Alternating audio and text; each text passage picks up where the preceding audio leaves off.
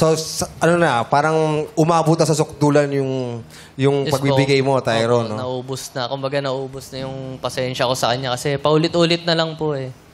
Nasa mahigit 8 months din sigurong gano'n na pabalik-balik. Yung gano'n lang na lagi na lang namin pinag-aawayan. Meron ba dumating sa point na sa tingin mo may mali ba sa'yo kung bakit mas nag-i-enjoy si Christine na puro gimmick at labas? Nung huli po, kaso nag-break na po kami noon, na-realize ko rin po yung mga pagkakamali at pagkukulang ko sa kanya.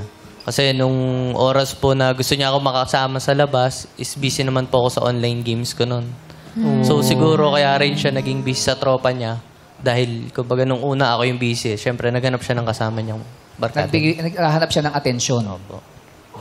Lately mo na lang na-realize to? Lately na po, nung wala na po kami. Nung wala na Doon ko na kayo. po na-realize lahat din nung pagkakamali ko. Nag-try ka ba na makipagbalikan nung parang nagkaroon ka na ng self-realization? Hindi rin po eh. Kasi kumbaga nag-grow na po kami parehas eh. Kumbaga mas okay po na pinalaya namin yung isa't isa. At least natututo kami parehas. Nag-grow kami. That's so nice. Ang healthy ng ng Yung relationship breakup nila. and breakup nila. Yung sa games ba, kumikita ka doon? Opo, yun po talaga yung, yung trabaho. Ayun yung trabaho mo. Yung source of income niya. Pero di ba dapat may adjustment din minsan sa relationships kung yung isa walang time, pupuntahan mo Yun na ay lang, kung ganun. mahal nyo talaga ang isa't isa. Oo. Kaya yun ang tanong doon. Di ba? Nabawasan ba yung pagmamahal? Na-fall out of love ba Oo. kayo? Kasi kahit pa paano, 2 taon din yun. Oo. Di ba? Sa tingin mo, Christine, medyo nabawasan ba yung pagmamahal mo kaya nilet go mo na lang din si Tyro?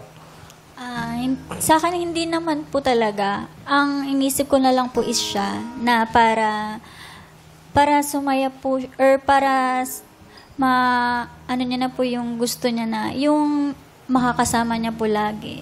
Ganun. Parang hindi ko po kayang, hindi ko po nabigay.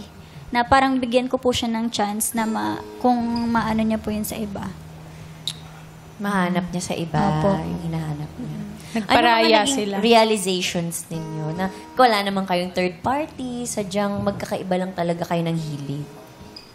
Opo. Hindi lang po talaga kami nagkasundo sa part na yun. And na-accept ko na lang po na yung mali ko po na sa susunod po, kung papasok po ako sa relationship, dapat ready committed na ako na lahat na po ng attention ko kaya kong ibigay.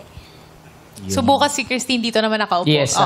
Christine. Unahin lang natin si Tyrone today. At dahil dyan, Pero ikaw, Tyron, ano yung na-realize mo sa relasyon? Sa akin, na-realize ko na kumbaga habang nandiyan pa yung taong mahal mo, ibigay mo yung best mo. Bigyan mo ng oras, paglaanan mo para in the end, wala kang puro sana na lang. Kumbaga, sayang eh. tama. Ikaw, Chris, wala ka bang boyfriend ngayon? Wala pa po. Wala. Wala pa. Enjoy ka muna Enjoy with friends. Yes. Oo, total, ano ka pa, batang-bata ka pa. Mag-enjoy ka muna. Pero si Christine, ready ka namang suportahan si Tyron para makahanap ng bagong date? Oo naman po. Hindi kaya pag nakadate na ni Tyron to, yayain mo rin gumimik yung... Dalawa na sila.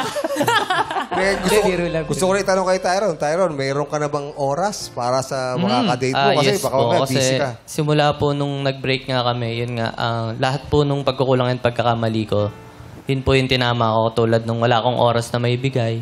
Inayos ko po yung lahat sarili ko. Sinimulan ko po lahat sarili. Yun.